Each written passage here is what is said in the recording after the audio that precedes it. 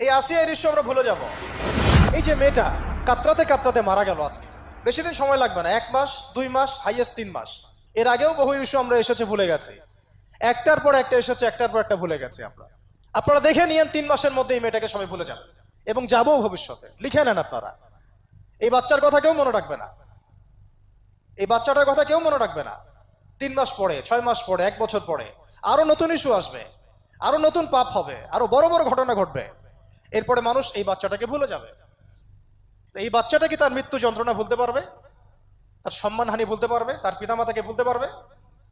এখন প্রশ্ন হচ্ছে, তার পিতাকেও যদি আমরা জিজ্ঞাসা করি, ইসলামে রেপের শাস্তি হচ্ছে মৃত্যুদণ্ড, আর ব্যভিচারের শাস্তি হচ্ছে অর্ধেক কোমর পর্যন্ত পুঁতে পাথর নিক্ষেপ করে হত্যা করা, এবং বিবাহিত ব্যক্তি হলে এই শাস্তি, অবিবাহিত হলে 100 বেত্রাঘাত, 1 বছরের নির্বাসন এবং সমাজ